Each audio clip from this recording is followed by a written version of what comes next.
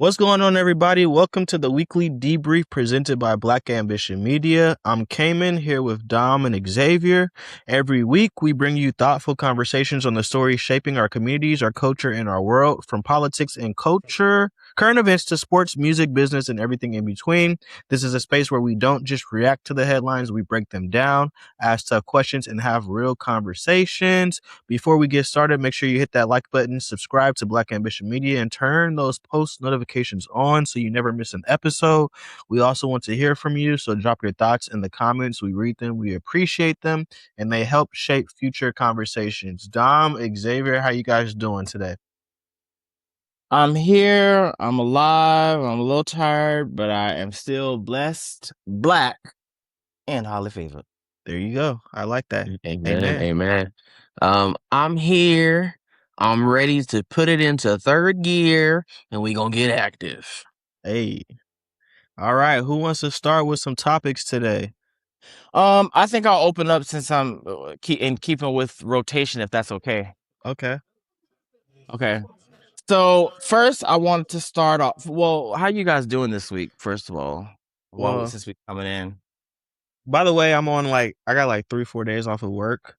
I was working crazy 8-9 days straight. I have some days off, so just kind of getting some stuff done in the house, getting the studio kind of ready and stuff like that. So it's been cool. Now, Thursday I'll be back, and it's time to really put it in motion.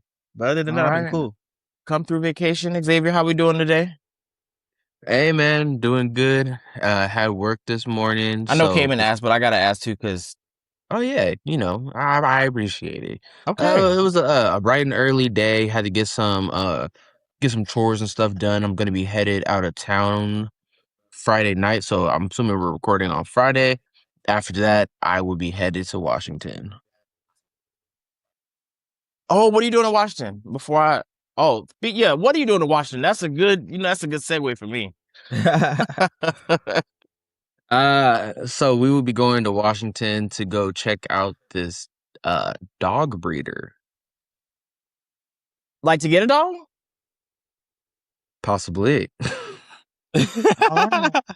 Keep us updated on that news story. I want one too. It's okay. It's a do you like wiener dogs? It's a dachshund. Not personally. I'm not a lap dog person.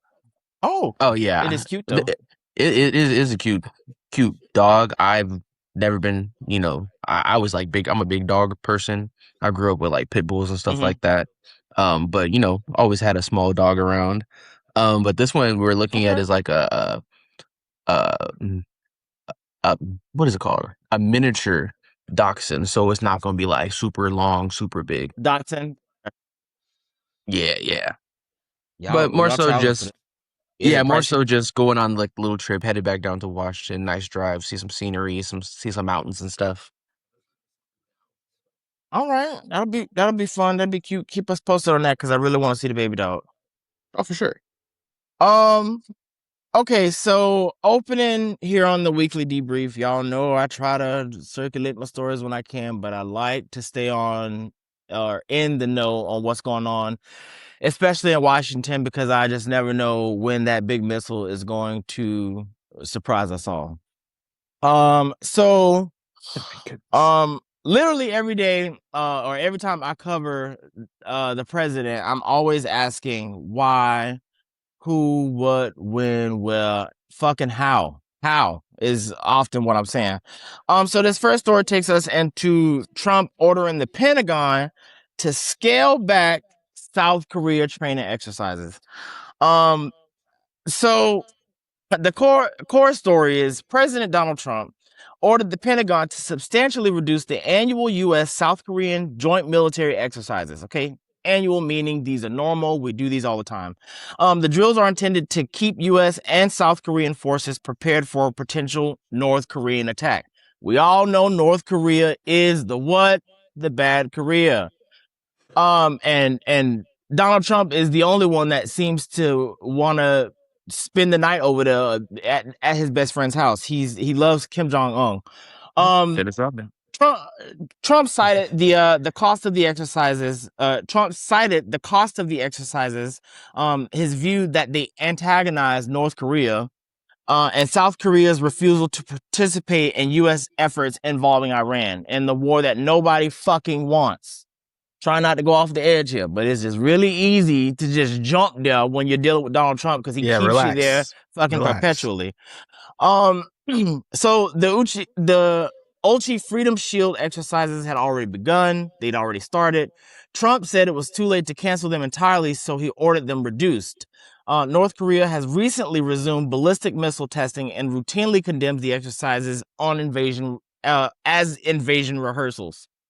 Ain't nobody going over there. Nobody wants to go to North Korea, and the North Koreans that are there want to get out. So I just some things that had crossed my mind were, one, should South Korea, should their position on Iran affect U.S. and South Korean defense cooperation aimed at North Korea? That was my first question, because them being involved in this Iran war had nothing to do with, again, the annual training exercises that go on in South Korea. South Korea is a U.S. ally. They do help us out, or they would help us out when we needed it. We have no ties and should have no relation with North Korea because they are a dictator country. We don't do that. A question I want to ask you guys, if y'all thought, I don't know if you guys are really following the story, but just from this here, if South Korea's refusal to help the U.S. With Iran does influence protection against North Korea, should that alliance policy or political be leveraged? Do you guys think it's right? Essentially, for me, is what I'm asking the moral of the story. Do you guys think it's right for the U.S.? Of course, I don't, because I just totally adamantly disagree with anything Donald Trump does, because it's just never going to sit right with me. But do you guys think that it's fair or right for the U.S. to roll back exercises with the U.S. With South Korea due to them not helping out with Iran? Cayman, starting with you.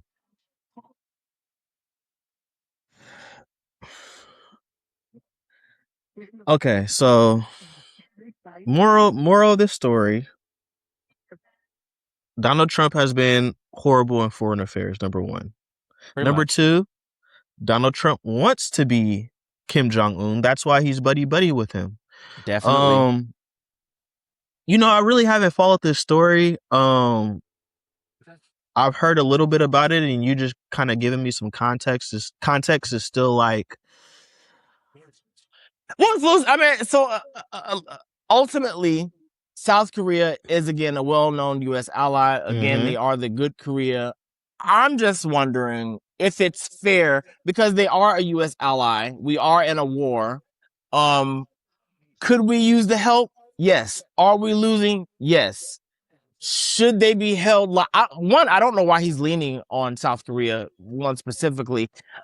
He's trying to charge them $2 billion for protection that we had given them. Again, they're U.S. allies, so we don't normally charge unless there's like some kind of deal. But Trump is going in and saying, we want to charge you $2 billion for protection. This is a shakedown. Yeah, but that's why this question is so tricky, because the reason I started with Donald Trump has been horrible in foreign affairs, starting wars, kidnapping leaders of country. Like he's done a lot.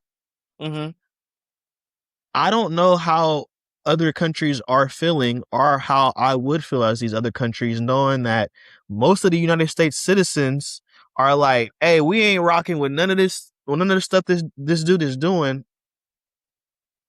We've built a reputation amongst some foreign leaders and with our allies. And this man, in 4 years, yes, he did.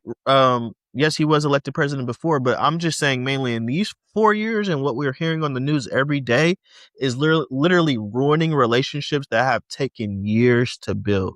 Exactly. I'm decades. I'm just dumbfounded in the allowance of how he has operated in foreign affairs. Xavier, what do you think this message might send to Japan or other U.S. allies in Asia? I don't think this is gonna send any different message than he's already sent since there are involvement with Iran. South Korea isn't the first country or first ally in NATO to receive a retaliation from the US from following not supporting the bull that's going on with Iran. We also saw Trump make this same type of retaliation against Spain and Italy early on because they didn't support the blocking of the Strait of Hormuz and they didn't want to spend any troops or send any operational fundings for this. So I think the message has been loud and clear. If you speak out against the US or if you don't stand with the US, then we are gonna stick heavy fines on you. Heavy, what do they call them? I'm blanking. Heavy Sanctions and yes, heavy Yeah. sanctions on you, making it difficult to do business with us in general without spending a bag. If anything, I would be more concerned about maybe the type of direction or allies these other allies or countries will align themselves with to regain some type of power. So I'll just be looking more across the field to see who will be shaking some hands and kissing some babies with our allies that we've kind of abandoned. But again, my foreign policies, my global economic or whatever, I ain't the biggest on that. So kind of just I saw that. I was keeping an eye on it as well. And the whole Iran crisis that we're going through right now, like you said, nobody wants to be in this. Our goals keep shifting every day to where now we're just looking to find a way to open back up the strait, which was open to begin with. So right. I'm hoping that we find a way to it's never going to go back to what it was. Like, same thing with our gas after COVID. Once COVID hit, gas trickled back down, but it never went down to what it was before COVID. The way that the strait is going to operate is not going to go back to pre 2026, 2025. It'll never go back to that because even if they do open back up the strait or unblock the strait, they now recognize the power that they do have, and they have began to charge countries for going through the Strait of Hormuz. So can't blame them. We forced their hand for something that they had the power to do, but decided not to do. Now they just over here making them back just like we would. Yeah, Horrible. I'm hoping South Korea can really kind of wrangle Donald Trump until he's out of office, because it seems like that's what most People are trying to do. allies and foreign countries are trying to do. So I'm going to follow that story personally, because he's always been a reported friend, ally of dictators Kim Jong-un and Vladimir Putin. So I'm definitely gonna keep an eye on that story and follow up, because it's just whatever he does is it's above me. It's above me, really. Mm-hmm. My next story, a little bit of tea from the hip hop world. Tupac Shakur's murder trial. Oh yeah. Keffe Nearly 30 years after Tupac's death, Duane Keffe D. Davis faces trial. So Duane Davis, the only person ever charged in connection with Tupac Shakur's 1996 killing, has pleaded not guilty to murder. Because sorry. That's a little side note. That was a little side note. After the so you guys know about the Tupac Shakur's killing. We saw that footage in the 50 Cent documentary. Revolutionary explosion. That was very crazy to me. When 50 wants to take somebody down, he takes them down. So you guys know. Anyway. After the Mike Tyson, I know how Kevin feel about that. After the Mike Tyson Bruce Seldon fight at the MGM Grand in Las Vegas, Tupac and members of his entourage were involved in an altercation with Orlando Anderson. Later that night, a white Cadillac pulled alongside the BMW driven by Suge Knight, and shots were fired. Tupac died 6 days later at the age of 25. So In this story, the prosecutors do not necessarily have to prove Duane personally fired the weapon. Their case alleges that he participated in organizing the retaliatory attack and supplied the gun. Now, also, if you guys also watched the 50 Cent doc, you saw the actual person that they're talking about, the Orlando guy that Tupac had gotten into it with before he left the venue. Some major evidence issued was Davis spent years publicly talking about the killing. I don't know if you guys heard that. There were some recordings out there long before the 50 Cent thing, but Davis spent years publicly discussing the killing, including interviews and his memoir. I did not know that. I'll have to check that out, actually. His defense has argued that some statements were protected, exaggerated, or made for commercial purposes. I want to know if this man walked himself right into fucking jail, because he has been very open and very candid about it. Some things I didn't follow up on were just like older interviews that he had done, to where he was like, yeah, I know who did it. And I thought those were just like, like everybody wants to be like, I know who did it, I was involved. But I never took him seriously until he was named again a few years ago when they actually arrested him. And then I'm trying to figure out, like Biggie, I think they know who did it. And so I'm trying to figure out why it takes this long, especially again with somebody's out there talking about it, discussing the case, why it took 30 years, pretty much my lifetime, definitely both of your lifetimes, like why it took 30 years to get an arrest in Tupac Shakur's case. Well, like you said, Keffe D like even did a Vlad interview, I believe, where he was talking about things. So it's been out there for a minute, like you said.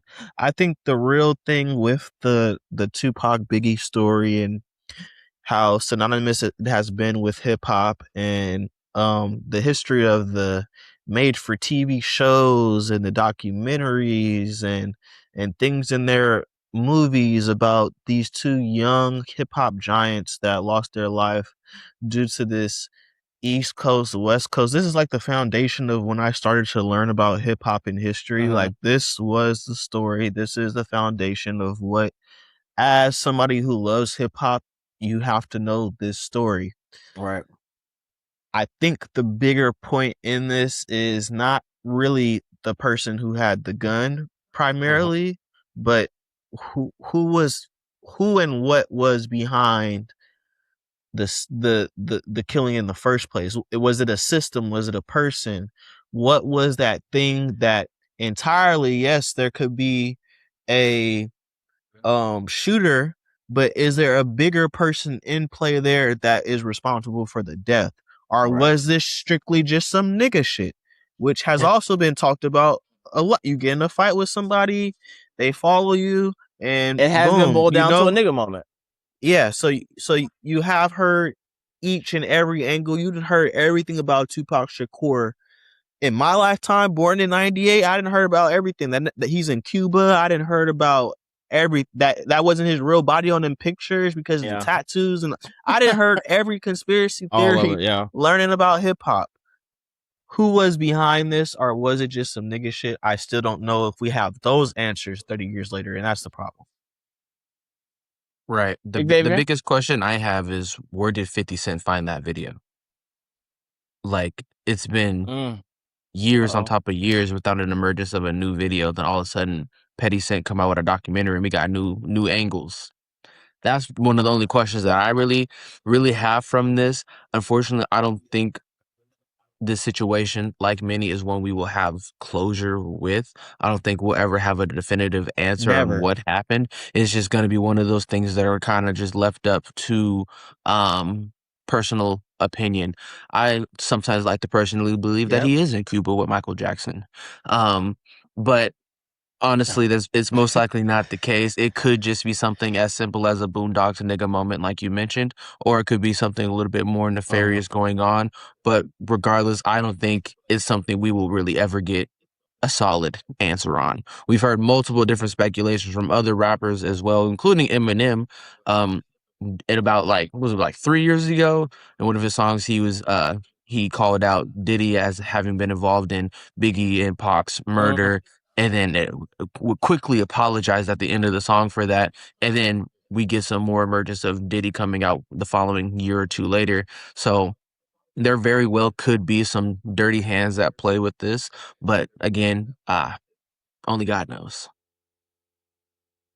Only God knows. We will see. I think I actually do think we'll see a little bit more light, and I do think once the trial really gets into the thick of it, to save his own ass, I think Keffe D will talk. I think he'll cut the bullshit. I think he'll cut the exaggerations.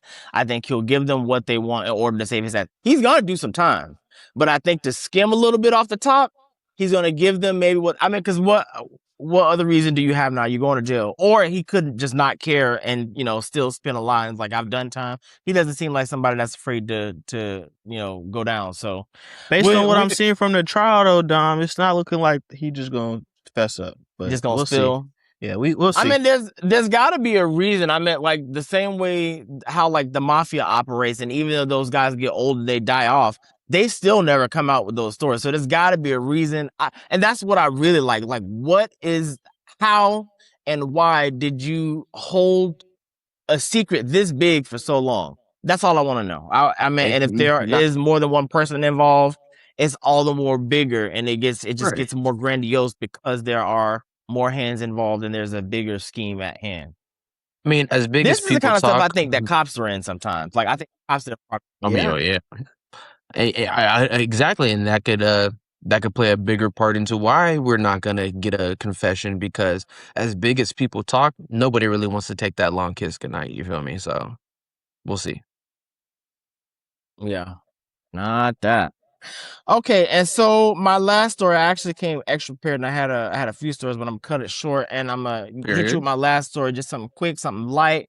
Marvel's MCU X-Men is happening. It's coming. For the nerds out there who've been waiting for God knows how many, from the first iteration of the X-Men to join the Marvel universe, is happening. So I personally followed the D23 event this weekend. That's where Disney comes out and they announce new shows, new movies that are coming. Normally they're Marvel Star Wars stuff. I was watching for the Star Wars stuff. But the big news that came out was of course the casting of the X-Men. So starting off, we have I don't know if you guys follow X-Men. I do. Adam Driver, Kylo Ren from Star Wars, cast as Mr. Sinister. Big casting. Wow, he actually casting somebody like somebody of Adam Driver's stature means that they've been trying to get him for years. Seriously, and I think they just could never find the right role. Him and Keanu Reeves, they've been working on them both. I've heard they reach out to Adam Driver on a yearly basis for MCU film, and he constantly denies them. So that just has me thinking that this might be one of them ones.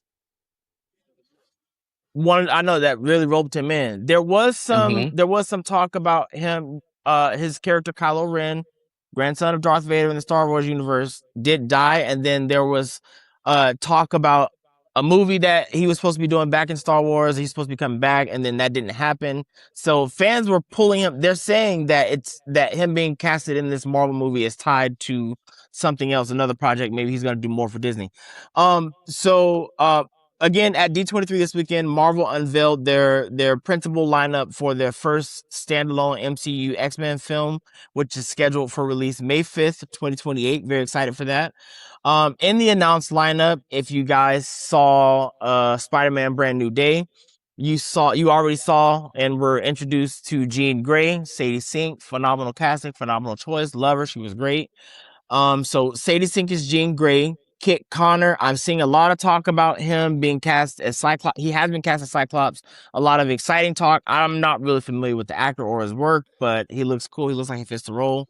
Maya Boyd as Aurora Monroe /Storm. Now, this is a prominent casting because Storm is Storm. Also, if you notice and go back and look, the casting and lineup that they're doing for the MCU now, the actors are a lot younger. They're in their 20s, mid to late 20s, early 30s. They are looking for the next lineup of actors that are going to be in the MCU for the long haul.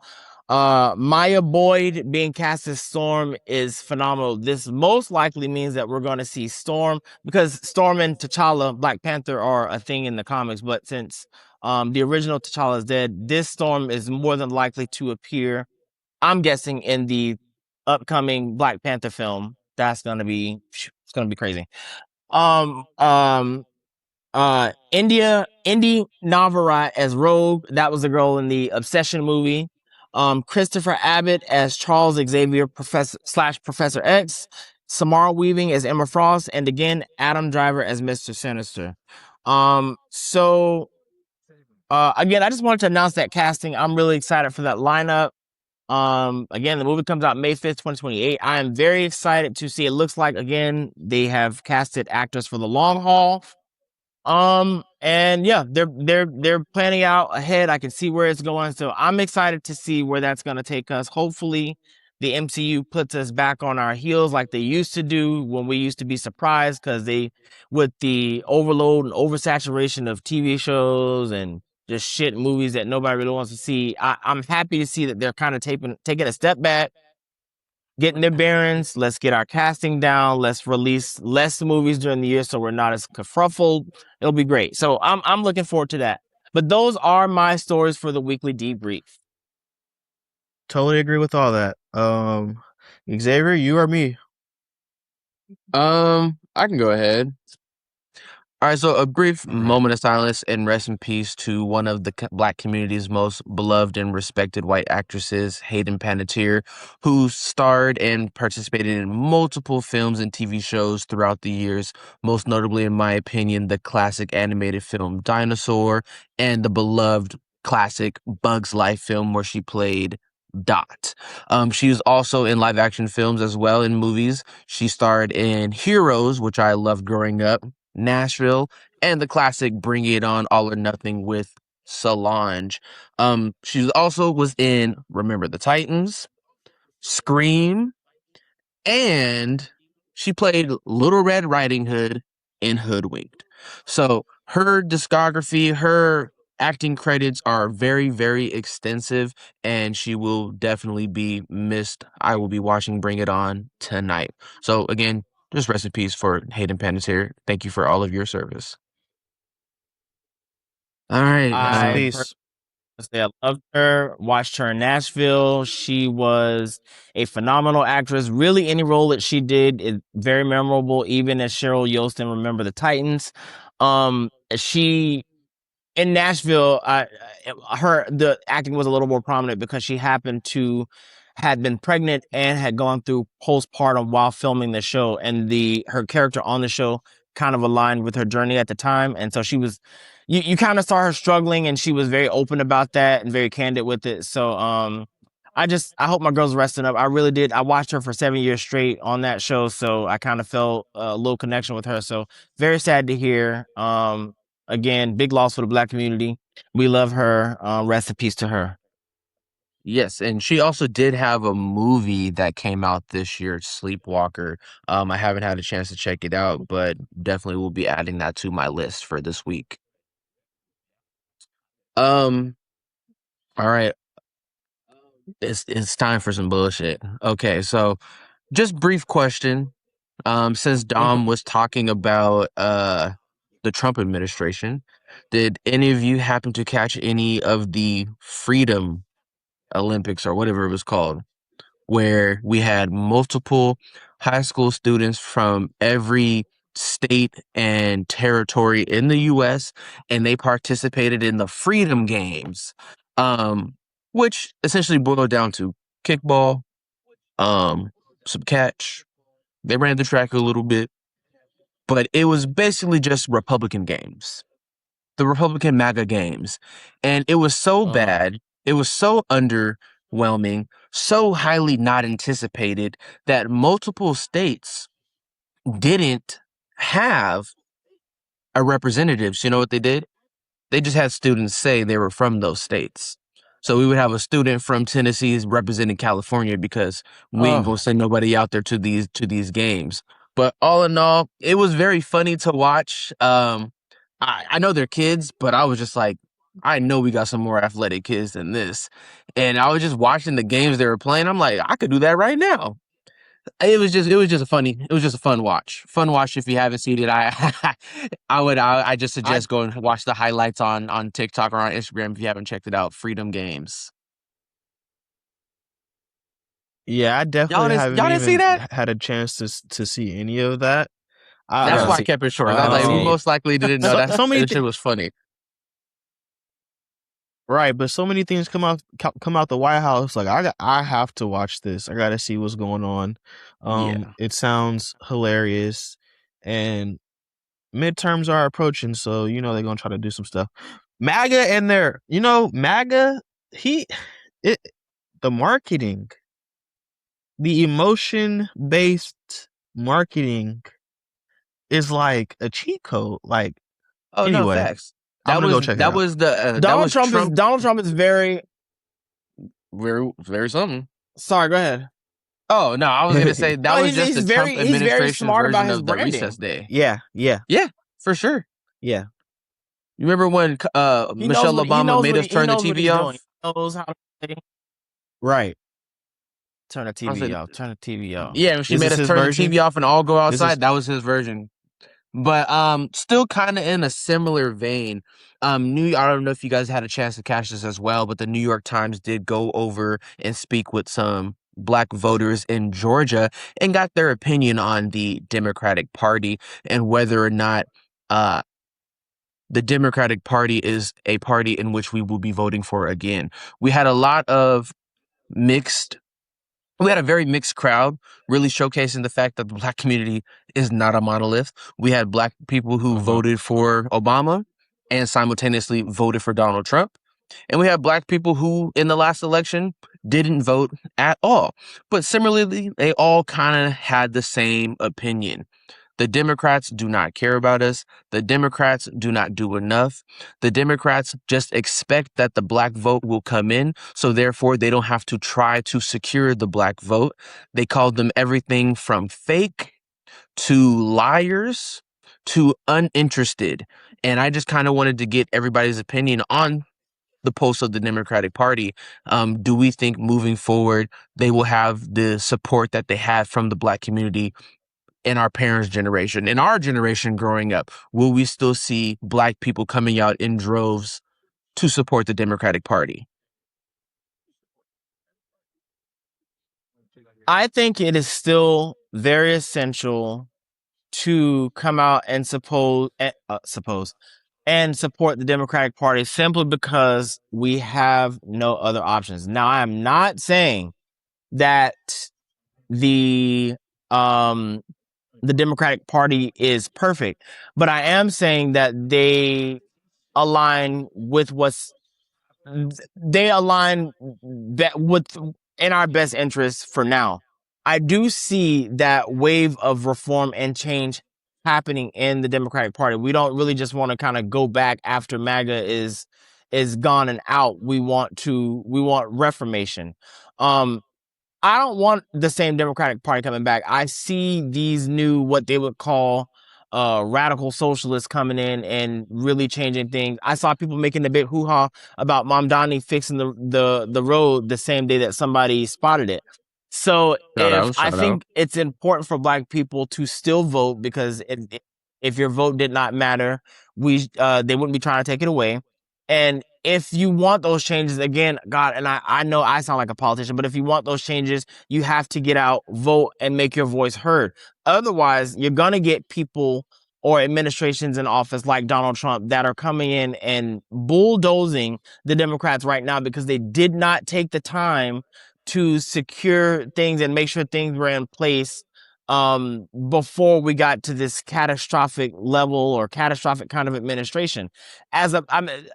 And again, Black people are not a monolith. And the more I think about it, I want to be mad at them for not like going out in droves and always voting for the Democrats. But then how can you, when voting for them and not voting for them are really just about getting you the same kind of result. So in that sense I understand, but again, we do have to get out and vote. It is important to get out and vote if you want to see those changes happening. Republican, I don't see how you could do that, but Republican or Democrat, you have to get out and vote, and if you want to see some kind of change. Now, I really think you should really sit, and I hate saying do your own research, but really invest into your candidate. Don't just be out there checking those boxes. You have to see what these people are fighting for, and if you don't like what they're fighting for, vote for them, and then let them know that that's not what you want, or either way, you have to make your voice heard, or I don't want to hear you complain about what's going on with the people in office. Yeah, Dom, that was very well said. And I want to simplify it a little bit more. Cause I do put myself in the shoes of some of these people. Some of the people that don't want to go out and have to vote for when progress seems slow, when progress seems like we go 5 steps forward, then 10 steps back as a people, when we are so desensitized to us losing our lives on lives like social media.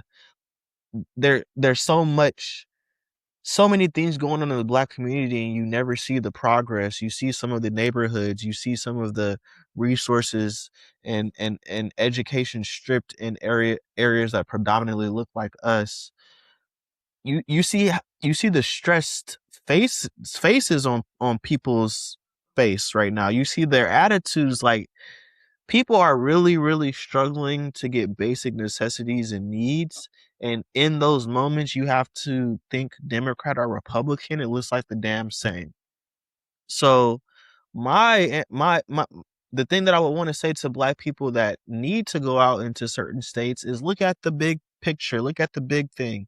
Let's go Democrat and Republican. Let's go the last presidents. Now, I'm not the biggest fan of Joe Biden and some of the decisions that he made, but I do have one stat for you guys, and I mentioned this stat, Dom, on the last time we did Weekly Debrief when I talked about the Democrats not having a candidate that we can look for right now is very, very concerning to me.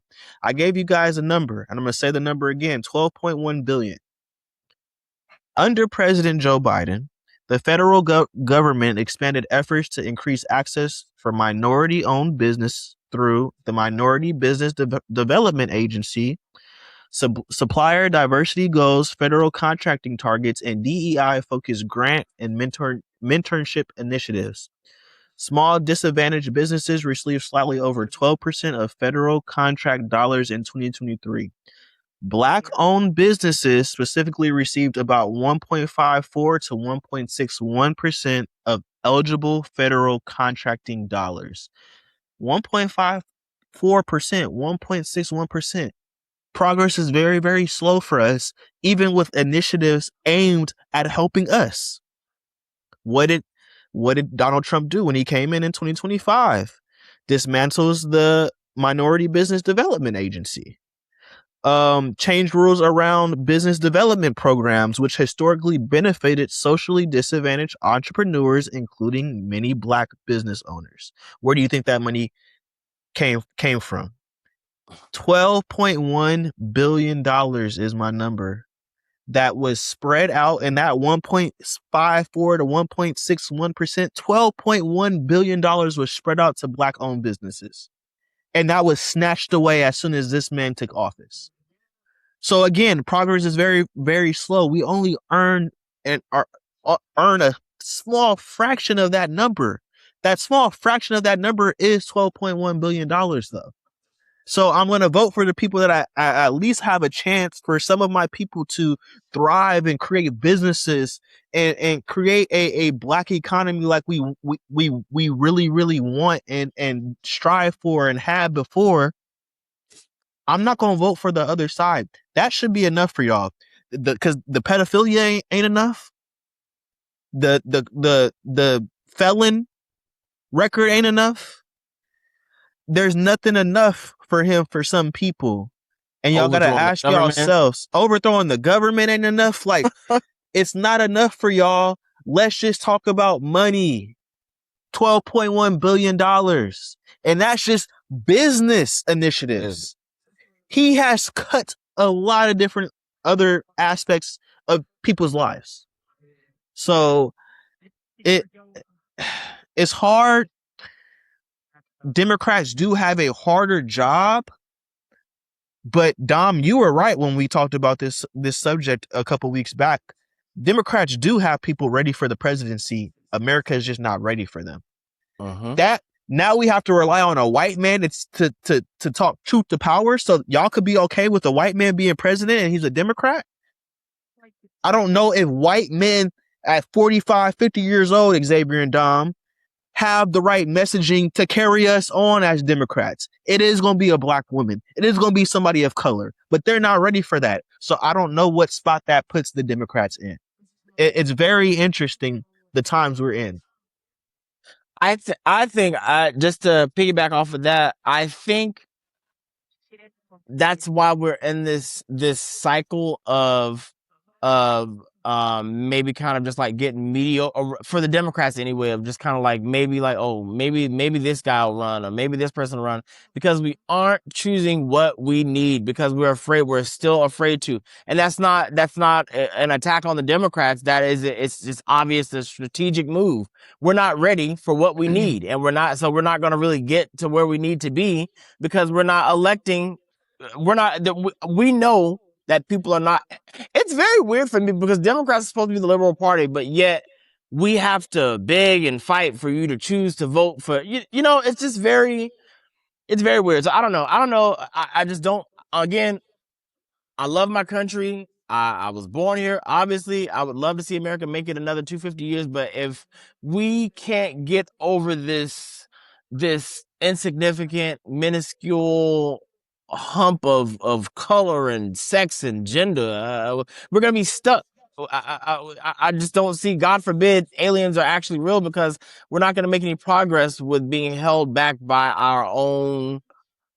I don't know, whatever keeps us in this small finite box of what we can really do as a human race. I mean, my God, politics are going to take us nowhere because we can't even begin to get off the basics. I mean, the people in Washington are just going to continue, I think, to be politicians ultimately and do what they want with the American people, because we are too divided down here to see what's going on up there. So, I mean, it's just going to be the same cycle, really, with the two-party system. I see it happening for Democrats. I mean, midterms, like Xavier was saying, are coming up, and I think right now Republicans are just making it very easy. I just said Republicans. That's weird. They're making it very easy for Democrats to come in for a sweep. I don't know if we're going to hold it, and I hope we do until the next presidency, but I think we're going to sweep midterms. I think we kind of digress from what Xavier was really saying, but yeah. I know it all goes back to that because you guys all share relatively the same sentiment from the voters in Georgia.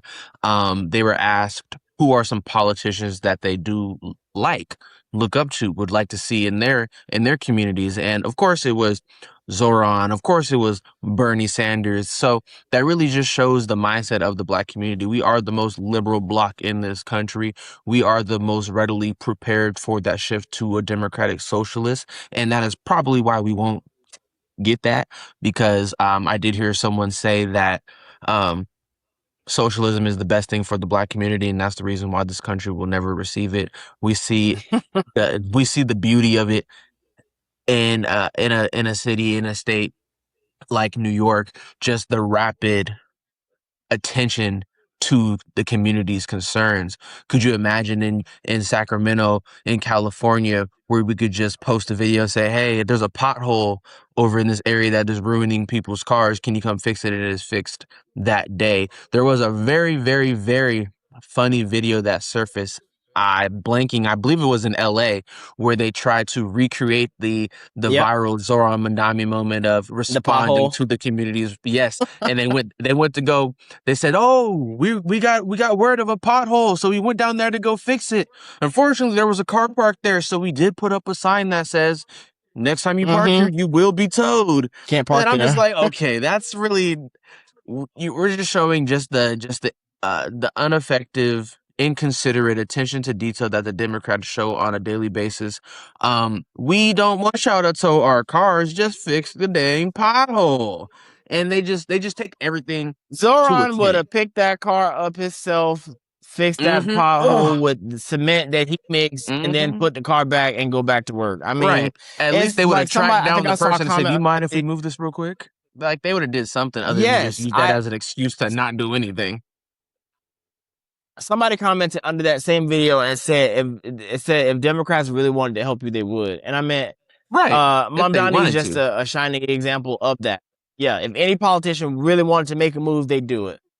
Right. And I cry for the day he gets bought out. But I digress. I have hey, they got some bread over there. They got some bread. But I'm just gonna list off a few titles for you all, and I want to tell you what comes to mind. So we have The Five Bloods,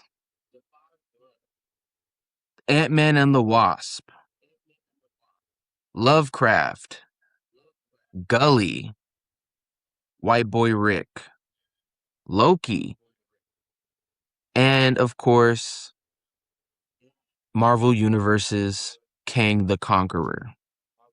You know what all those movies have in common? One of our beloved actors. Oh, that one black Jonathan dude, Majors. Yeah. Man, Megan Good's there you go. Yeah. Jonathan Majors, husband.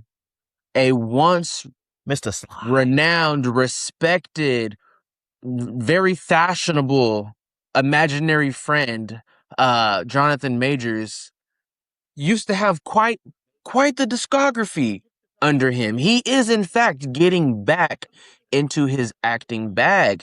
He will be playing and starring in the new Daily Wire production. You know Ben Shapiro. We have Jonathan Majors starring in the new Daily Wire productive film called The Infidels, where he will in fact be playing a retired veteran from the Delta Force, fighting along his students against the radicals who hijacked a college protest on a liberal campus. This movie, just from the trailer, has already started to receive major backlash for the portrayal of Islamic faiths in the Muslim community as well as Palestine. In the film, we do see protesters holding that Zionists or racists and other what would be considered liberal protest quotes against the Israeli regime, and they are portrayed as idiots and dum-dums and a force to be reckoned with. One of Jonathan Majors' most notable quotes from that film is that the way the Islamic regime will infiltrate the United States is 1, through immigration, 2, through the womb of our women, and 3, through the freedoms of our people. I just would like to say how the mighty have fallen. This man would much rather go and perform and dance and coon for Ben Shapiro and the Daily Wire versus go do a Medea's family reunion or something with Tyler Perry. I don't understand, because even after his case was concluded and he chased down that white woman, even after all the backlash he received, he still had black people in the black community on his side. He did not need to go to this extreme. In my opinion, there is no coming back from this. That is one of the nastiest trailers I have had the privilege of watching in my most recent years. And his acting, of course, is not in the question. My guy was acting. It looked good. But the message being portrayed, especially at such a moment where we are currently going through a genocide of Palestine, I don't understand how he could read that script and then stamp his name on that as if it's going to do anything positive for his career. But shout out Megan Good. I did send that trailer over to y'all. Make sure to check that out whenever you can. Yeah, I'll check it out. But yes, for sure. A retired military operative is recruiting college students to beat up protesters. That's where we are with Jonathan Majors. Insane. That is where we are with Kang the Conqueror, who he is the damn reason why we're getting Avengers Doomsday. They had to scrap the entire film and start over. He was going to be one of the big bads of that film, but instead of one fuck up, they replaced him with a retired fuck up in Robert Downey Jr. So that just shows the difference in how the history and the past of actors and actresses are treated when their skin tones diverge. But neither here nor there. Yeah, Jonathan Majors, you're a dum-dum. You preaching. You preaching. Well, you know, he lost me when he told that white woman that he wanted her to be Coretta Scott King. He could have came home after that. Delusional. He still could have came home. Could have came home to who? We would still on his side. We would have accepted him. We let he definitely lost some. He definitely lost some black people with that. You got to be my Coretta Scott King. I'm sorry, who? It's very crazy. I don't even know that girl who even knew who he was talking about. Said Coretta. Okay, just as white as snow. And tells you want her to be Coretta. That was pretty funny to me. But that kind of caught me off guard. I wasn't expecting him to make his debut back into acting. Because what was his last movie? Creed? Kang the Conqueror? How did we go from working with Disney and Marvel Studios to working with Ben Shapiro on the Daily Wire? Hey, I don't understand. Hey, Republicans got that bag. That man said I'm an actor. He was acting though. He was acting. He will definitely be the best actor in that film. He said the career is gone, but the bag is not. Hey, Daily Wire can't be giving him a bag like that. They gotta be giving him something. Somebody, hey, it's a bag because he wasn't getting none. He could have went over to Tyler Perry Productions. His vanilla Coretta. Tyler probably didn't want him, honestly. And he got. I mean, imagine that Tyler Perry got a rape case with a white man, and then you got this black man with a white woman saying he wanted her to be his Coretta over there with Tyler Perry, who has a rape case with a white man. It's Xavier, you know how quick this podcast will be popping if we started talking conservative talking points. Oh yeah, I changed this picture of Michael Jordan and Kobe to white Jesus. Ooh, and not even white Jesus. Just put up Larry Bird. You got my name.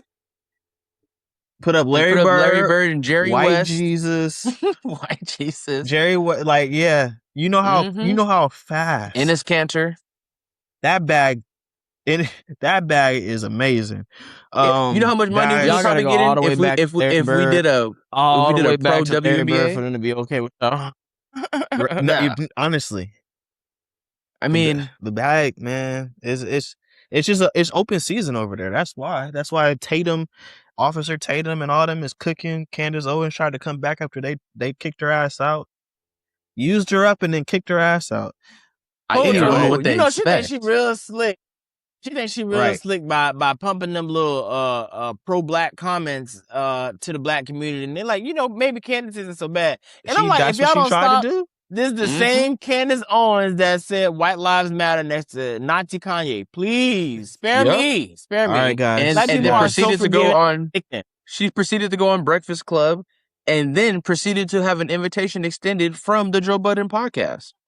She's also spoken multiple times with Mark Lamont Hill. So, she will inevitably make her way home, and we will let her, because we're easy. So easy. Easy like Sunday morning. Black people are more invested in the good time and the brouhaha as opposed to. I mean, just imagine if we were more politically intelligent as we were socially intelligent, or the trendsetters of the world. We can't always be at the forefront of the fun. And we can't always be at the back of the fucking struggle. We have to lead sometimes. I mean, I don't know. I don't know how to get that message across. One time I actually heard Chris Brown say, he said, somebody got to step up and be the leader, but he said, it ain't going to be me. He said, I'm not that nigga. So, I mean, we got to have somebody step up. It ain't going to be me, but somebody got to do it. Nah, for sure. Guys, I have been waiting to get y'all take on this topic right here. Let me tell y'all what's going on. Friday or Saturday, you guys already know that I wanted to go to the National Association of Black Journalists. They meet every single year. They have this big conference. During an award ceremony, they presented Stephen A. Smith with a thumbs down award. Yeah, let me Shut that ass up, Steven. let me show you guys. Is that before or after he Shut that ass apologized to Kyrie? Sports analyst and political commentator, Smith has established a recurring public pattern of disparaging commentary directed at prominent Black women across politics, sports, and media. Such commentary reinforces harmful narratives, undermines the fair and respectful representation of Black women in public discourse, and stands in direct conflict with NABJ's long-standing commitment to accurate, responsible, and inclusive portrayals of Black communities. Yikes! And they used that Child, goofy we ass done picture. gave of him. Steven Smith Stop, Xavier, stop. Nah. He done a lost a lot goofy of weight and everything. They used that picture. Anyway, off of his forehead because it's still there. You got a anyway, head? y'all chill. Okay. I think let me give you guys just a little bit of the story. Stephen A. pretty much got his start as a journalist at the NABJ. So many prominent Black journalists throughout the years have got their start at this conference. Jamel Hill was even talking about how she got her start at this conference as a 16-year-old girl going on like a school trip or something. And really, this is a relationship based place because they've known each other for so long. My goal is to get there next year, God willing. I need to be there just to see what's going on with it. Now, 2 years ago, Stephen A. did have first take at one of their conventions. I think for 2 straight years he was there. Like, Stephen A. and them have had a really, really great relationship. As I said, he started there. He cares about, the NABJ. I also do think that at who Stephen A. is, and based on his whole history of who he has been as a journalist, an entertainer, a commentator, I do think that he has the interest of making sure that Black voices are on air. He's done that with his show even before he had First Take with Quite Frankly, where he had a 15 or 20 minute ending of each show where he had some prominent Black journalists, up and coming Black journalists that never were on TV, but he made sure that they were on TV. Stephen A. has done countless things, in my estimation, to make me feel that he does care about Black people, up until this man started talking about politics. Yeah. Bridge too far. Waiting for that. Up until this man signed on the dotted line for $100 million. Now, again, I don't think that everything that Stephen A. is saying is like supposed to be against Black women or against Black people. I do think that MAGA is doing what MAGA does and uses a lot of his things as talking points. He has this political show, and Stephen A. always says that he's a registered independent. He's interviewed 30 Democrats, 30 Republicans. Of course, the 30 Republican interviews are going to get louder. And why do you have 30 Republicans on your show? I think the problem that Black people have with Stephen A. right now, which he's not listening, because I'm going to show you guys another video of what he did right after this, and went on Fox News to explain himself. I just think he doesn't understand the magnitude of what MAGA and that side is doing as far as pushing him in a certain way, and he's putting himself out there to get pushed in a certain way, and he wants to be, I said what I said, nigga. This ain't sports. Politics is different. You can't be Mr. talking loud, talking about LeBron, talking about Jasmine Crockett like you talking about LeBron James. It's not gonna work, bro. It's not gonna work. I don't know if he's trying to be disrespectful. I don't know if he's trying to allow the MAGA Republicans to use some of his talking points as attacks to Democrats. But he's allowing himself to be used. Was it that $100 million contract that made him? Here's Stephen A. on what's my guy's name right here? Not my guy because I don't like him. Sean Hannity. Sean Hannity is your guy? Nah. Of radical people on the left. And you did mention a couple of African-American women at times. Jasmine Crockett, who says nutty things. Joy Reid, who says, in my view, nutty things. Is that what this is about?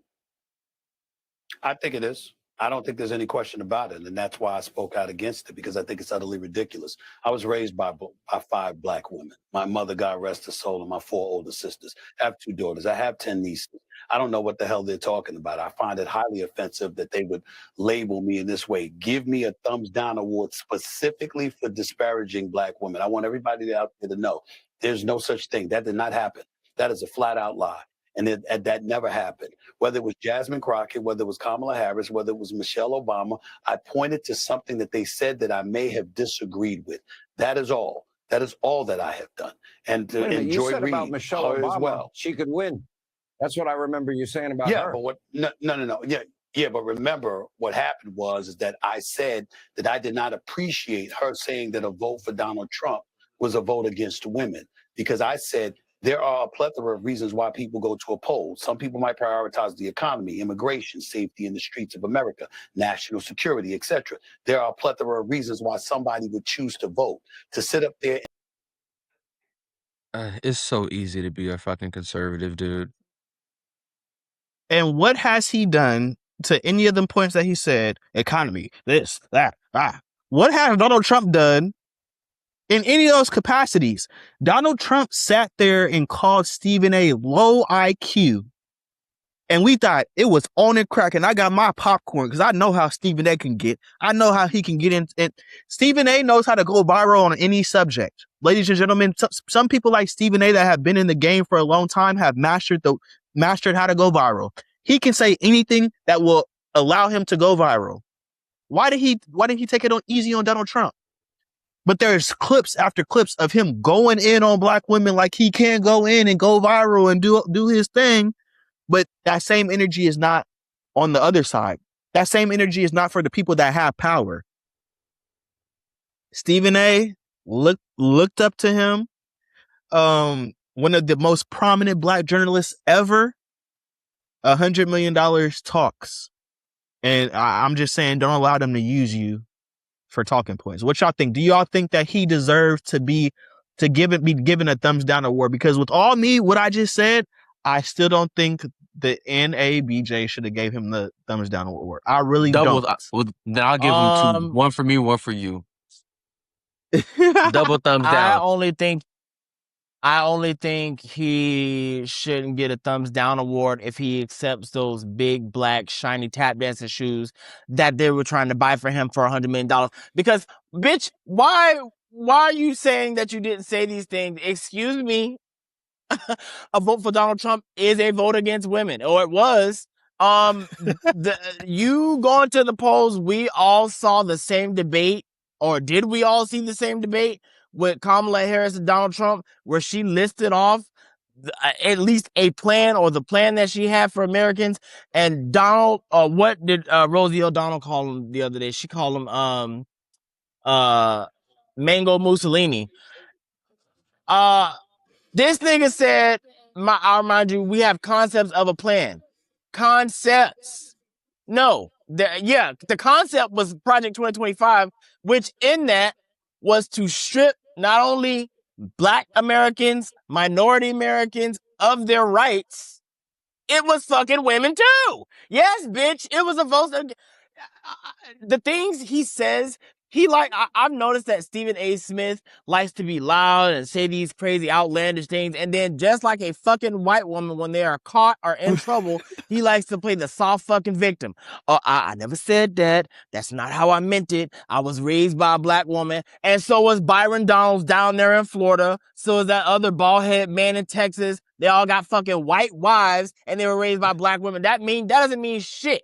You using black women just like a fucking excuse and a stool to do what you do. No, nigga, you're being held to the fucking fire. Donald Trump is your orange fucking daddy. You got your big forehead up his ass, and when you're held accountable for it, you don't like it. You want to play the white soft victim like everybody else.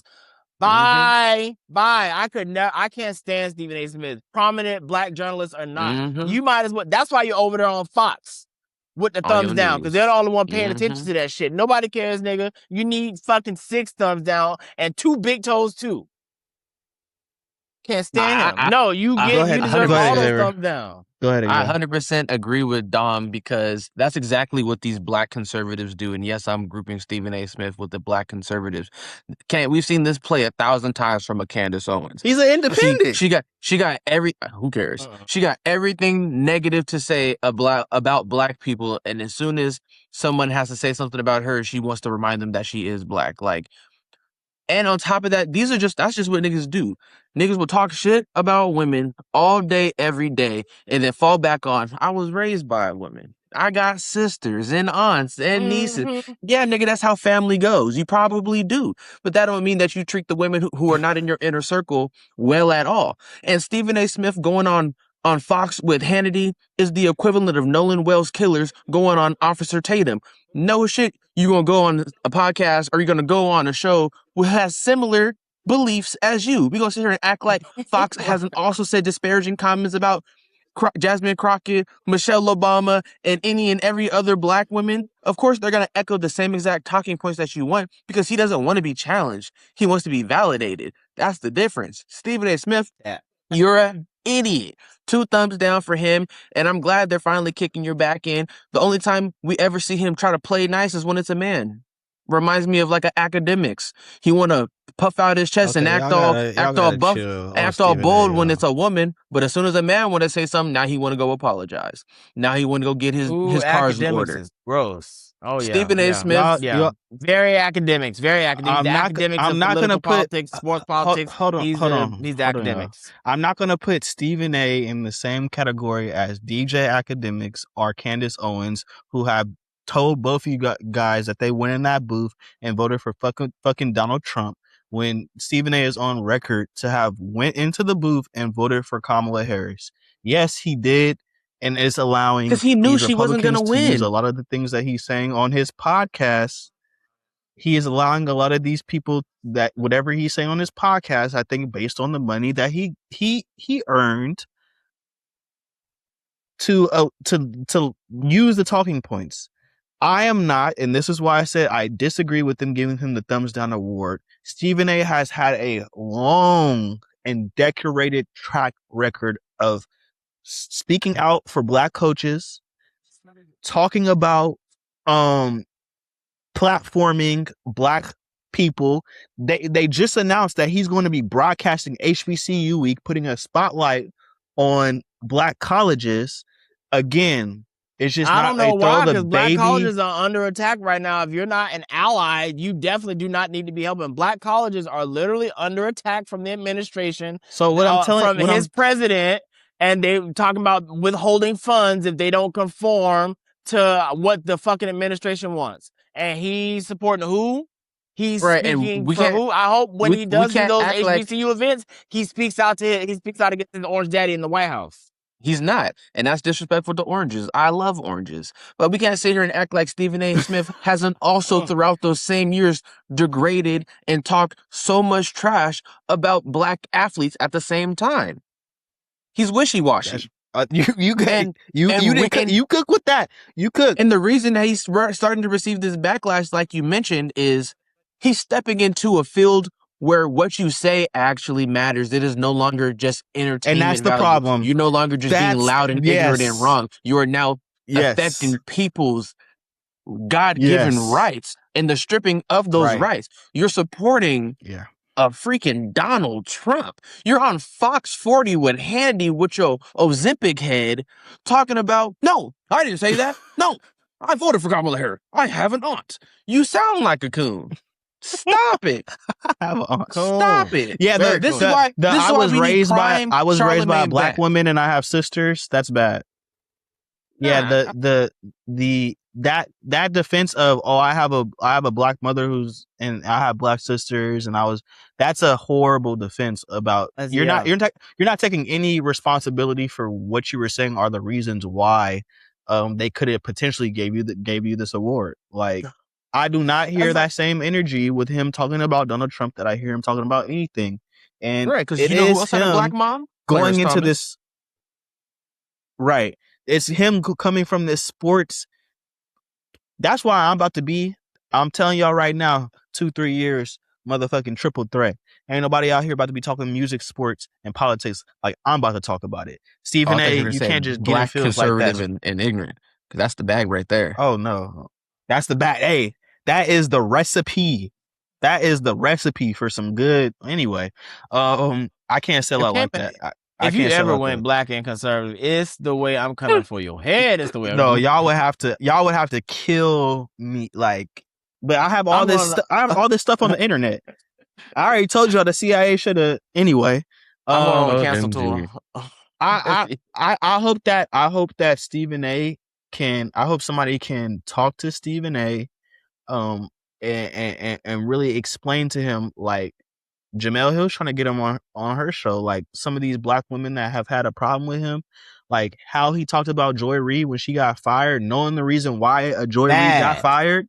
Like, it's just it's like and that's when he really lost me, dog. Everybody knew what was going on with Joy Reid. I was following that prominent. It was very prominent. They knew Joy Reid was off of the air as Donald Trump was coming in office, and we know why.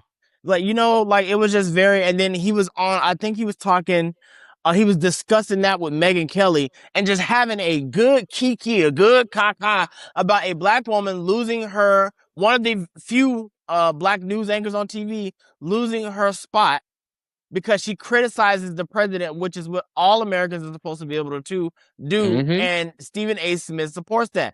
And, he just very, I don't know where this is coming from, but he just reminds me of, what's his name? Of, the bald dude, the dad, LeVar Ball. He just gives, I don't know where the correlation comes from. It's just like, I see, like, when I was watching, LeVar was like a Joe Jackson to me. Not as abusive, but he just seemed like he could be very callous and cold. Like, he'll say something and then just be like cold with it. I think Stephen A. Smith is the same way. He says things for like white entertainment, white giggles, and then he just gets cold with it. Like, I don't think he looks that deep into it. That's the problem. That's what makes it cold. Like, you're saying these things for entertainment of your little white buddies on Fox, and then you want who to embrace you. It's just very disgusting. And then again, I got black, I don't know how many times I done heard him, I got black mothers, I got black, like you said, so does Clarence Thomas. And boy, he got the biggest shiny black tap dancer shoes. It's just crazy. Yeah, no, Stephen A. Smith, he needs somebody to tell him to wipe those coon marks off of his eyes. They are on his face. They are very apparent. And I don't care, Cayman, you doing things that are prominent for black people in the past and helping out black people in the past does not mean you can't be bought, does not mean you can't be sold, and does not mean it is too late to put some being gay on those knees and start tap dancing for these white people, okay? We saw Jonathan Majors do it. Those zeros. He was in the Frederick Douglass dialogues. He was in the Frederick Douglass dialogues. Now this man is doing anti-Islam, anti-Palestine propaganda for freaking Ben Shapiro. We ain't gonna act like we ain't seen somebody with a positive past turn coon because the bag stopped coming in. Stephen A. Smith is just another prime example of that. Unfortunately, he needs to go in the mirror, wipe the slob off the side of his mouth, and get back to the journalistic integrity that he used to have, or at least just go back to shitting on Kyrie. And I'll tell you how I know, because you know what? The unk in me, I listened to the Steve Harvey Morning Show, and Steve Harvey said the same. Oh, okay. I don't need you to agree. Steve Harvey said the same thing, calling out coonery where he sees it. It's coonery. Steve Harvey is questionable. Maybe not the best. Yeah, Steve Harvey did some stuff too. But anyway, one to pull up, Steve Harvey and Stephen A. They in the same. I don't think so. Y'all trying to put Stephen A. over there with Candace, and he ain't went that crazy. That's all I'm saying. He ain't went that crazy. You don't see the inception. Just as detrimental. Hey, I see it. Stephen A. can make it very okay for a black man like yourself, Cayman, who may be on the fence, who's not so sure. On the fence Stephen of what? On the fence of what? No, I didn't say you're on the fence. I said you're independent. Stephen A, because independence can swing either way. Stephen A is a very powerful voice in sports. He could be detrimental into swinging those independent voters one way or another. You're right. You know, it's just you have to watch what you say. There are people who are looking for figureheads to guide them in a certain direction, and maybe like, oh, who should I vote for? I am on the fence. I need some kind of reassurance to maybe see who I should vote for. And Stephen A is he's just another voice out there. I'm not saying everybody, his voice is, people's decisions are depending on him, but again, he is a prominent figure. He is out there. Mm-hmm. What he says does matter, which is why he comes under fire. Yeah, because what does MAGA and conservatives love more than being racist and bigoted? It is taking prominently retired, once famous liberals and ushering them in, turning them into conservatives. Turn them out. Because conservatives suck. They're not fun. They're not funny. They're not entertaining. Their music sucks. The best they can go do is go get a retired fun guy, a retired fun girl, and try to bring them into their side. A Jonathan Majors, a Stephen A. All of these conservatives were once failed liberals. They wanted to go be an entertainer. They wanted to go be a prominent liberal pundit, but they weren't good enough. But they're good enough to go be a Republican. Or they just saw the political climb faster on that side. Vice President J.D. Vance was literally a never Trumper. Yeah. Said he was the worst thing for America, and now he's the vice president. So I meant. And then Stephen A's like on his response, he's like, yeah, because it's because y'all hear me coming or something like that. Like, do you really want to like run for president or something? Like, what is he? Again, that is just so unresponsible. After seeing what we just went through, you want to even throw? It's irresponsible because I know that people would vote for him, and that's what makes it fucking irresponsible. Yeah, people voted for Donald Trump. But why do you even want to hear Stephen A talk about anything other than sports? You barely want to hear him talk about sports in the last 5 years. Yeah. But why do you want to hear him talk about politics? That is one of the worst transitions ever. But I digress. It was nasty. And that's not the thing. If a racist hears him being racist or just likes what he says, they're not voting for his politics. They're voting for because we gotta at least he's a racist nigga. We'll put him in the White House and see what he does. They're gonna we have somebody in the White House who has absolutely a rapist felon in the White House has absolutely no business being there, but millions of people voted for him and put it in there. I have no doubt at the stupidity of some Americans now, and I just don't put anything past anybody. So it would be super irresponsible for Stephen A. Smith to really put his name in that race to even receive one vote. It's just not. Yeah. It's not okay. Real quick before we get out of here, I did cover this story last week, and now this is a more developing story. Jim, Johnny, Janie, Joey. I'm talking about the Buss family and Jesse have went against their sister.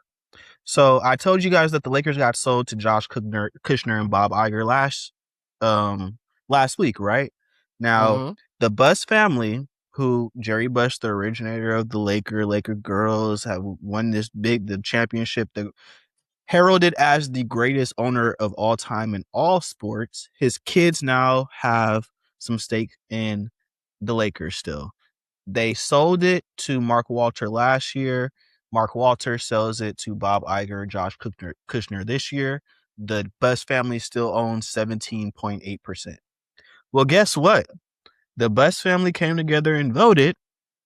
I think there's 7 of them, and 5 out of the 7 chose to sell the remaining shares to Iger and Kushner. And Jeannie is not happy about it.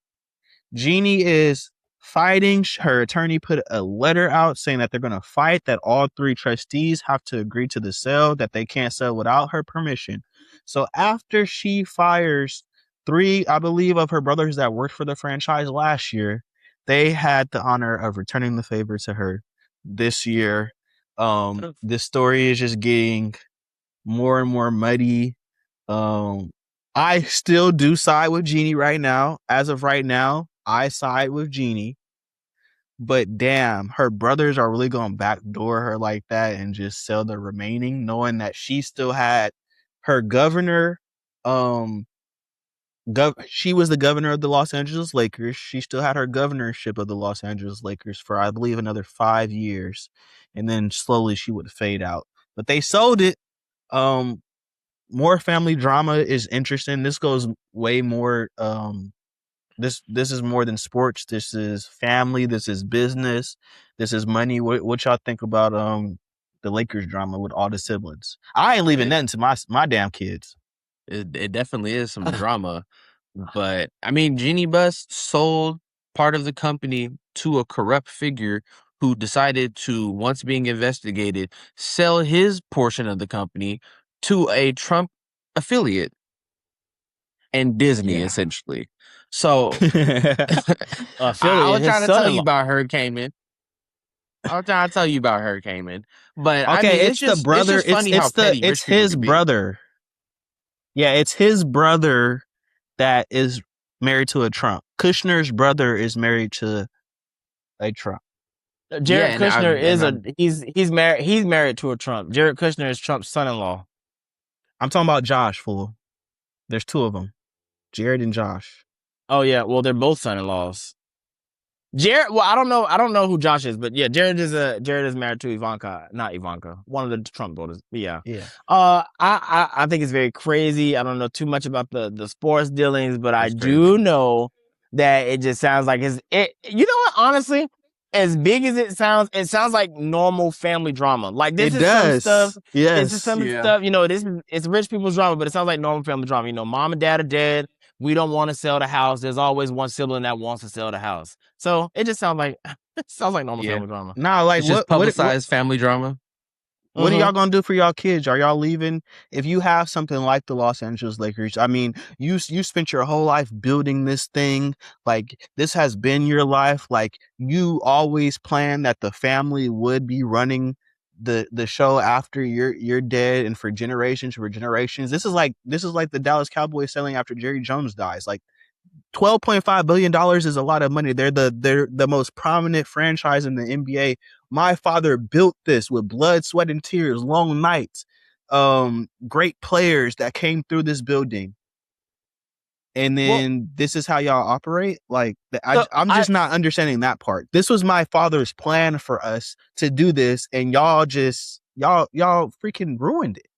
Well, one, I think if it was discussed by the parents, like if my parents came to me and were like, hey, I want to leave you this, I want to keep it in the family. If that was said to me specifically, and I, as the child, I would try to honor my parents', you know, wishes and be like, okay, they want this in the family. I'll try to keep it in the family on my part. So, you know, if my kids was said to all of them since they was 10 to freaking 20 years, 30 years old. That's not, you tell me that as an adult, because you don't know what I want to do. I may not want to manage a basketball team. I may not want the goings on or the dealings with that. So I mean, again, if it was discussed with me with parents, I may take that into consideration, but you can't force somebody into some kind of dealings. If I don't want to fucking deal with it, I don't want to deal with it, you know? So, again, if you made that special request for me to keep it in the family, I would consider it. But if it wasn't specifically mentioned by the parents, I feel no obligation, especially the siblings. Dom, you selling that thing? You selling that thing for $10 billion? I know you selling that thing for $10 billion. If my mama didn't tell me to keep it, hey, you got $10 billion from it. He said keep it, and they still sold it for $10 billion. He did say keep it. Oh, I don't know. Hey, everybody may not want to keep it. True. Everybody may not want to keep it. If it's if somebody leave me a raggedy old house or some land and I want to fix it up, I'm finna sell. What about for your kids? Do you ever want to put that pressure on them to have to carry something on? But what if you do build something? What if you do have something that you want them? It could even be not something that's $10 billion, but if you make $1 million in revenue business and you want them to sustain that and grow that, I don't think that's a bad ask for your kids. No, I mean, well, again, now if I'm leaving them something for their own comfortability because I want them to have something because I want to set them up, cool. But if it's not like I've never really understood how people could like leave like businesses and things to their kids and their kids aren't even in that world. That's kind of weird to me. You can't just drop something on me like that. So I mean, again, I would personally want to leave my children some kind of heirloom. I don't know about a business. I wouldn't want to. I feel like a business would obviously be something that the person who ran it or owned it, that's something that was their passion. If my child happened to grow up doing the same thing that I did, obviously I'm going to leave them the business. But if I'm a fucking woodsman or a craftsman and my kid's off doing fucking painting or music, I'm not going to leave them the business. I'll leave it to you to sell. Do what with you will. But if I haven't specifically left instructions to keep it in the family, toss it.